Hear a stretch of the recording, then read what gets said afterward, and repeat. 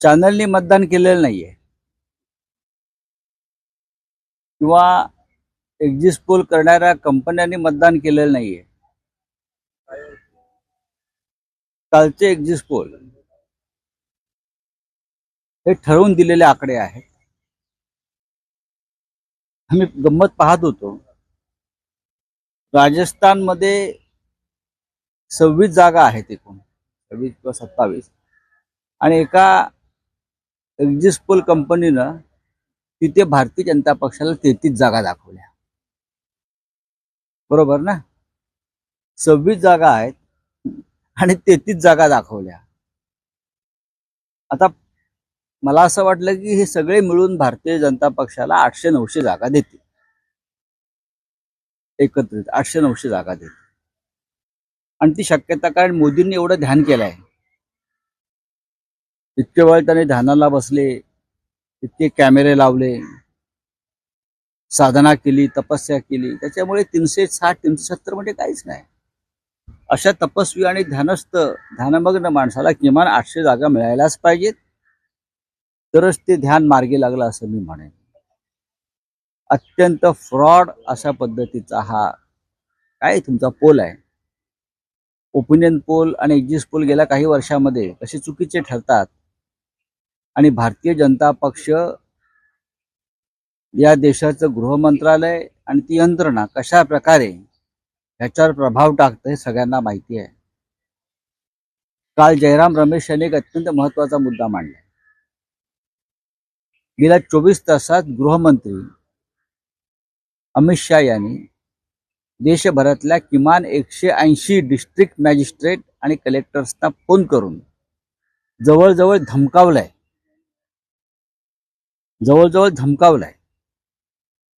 आणि ते या धमक्या कशा करतात हे मी सांगण्याची गरज नाही. जर तुम्हाला जिंकण्याची इतकी खात्री असेल सहज,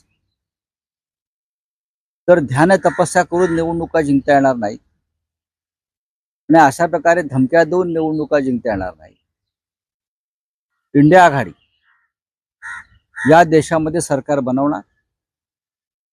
295 ते 310 हा आमचा लोकांमधून घेतलेला कौल आहे, एक्झिट पोल नाही.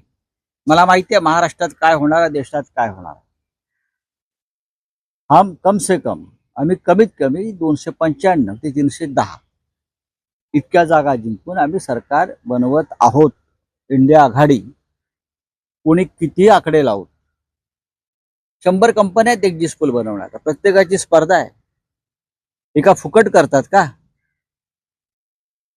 ज्याची खावी पोळी त्याची वाजवावी टाळी, असं एक्झिट पोलचं आहे. जो दीर पेजेला त्याच्या शेजेला, कळलं? असे ओपिनियन पोल एक्झिट पोलच्या कंपन्या आहेत. मोठे मोठे जे पक्ष आहेत सत्तेवरचे, ते पैसे देतात, मोठ्या प्रमाणात पैसे देतात आणि हवे तसे पोल घडवून आणतात. हा आजपर्यंतच्या देशातला गेल्या 10 वर्षातला इतिहास आहे. हा सगळा पैसा फेकू तमाशा देखू असा पोल आहे. आमचा अजिबात विश्वास नाही आणि आम्ही त्याच्यावरती काय बोलणारही नाही. मी परत सांगतो, महाराष्ट्रामध्ये महाविकास आघाडी ही 35+ इतक्या जागा मिळवेल.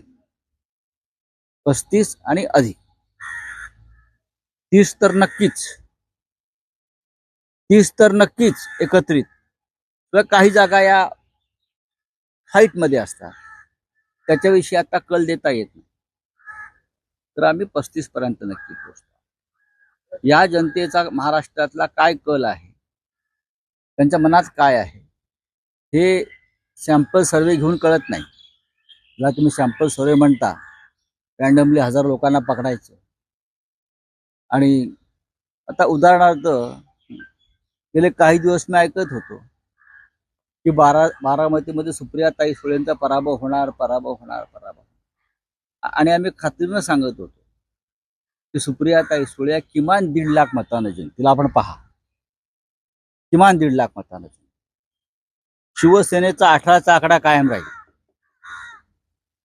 काँग्रेसला बेस्ट परफॉर्मन्स काँग्रेसचा राहील.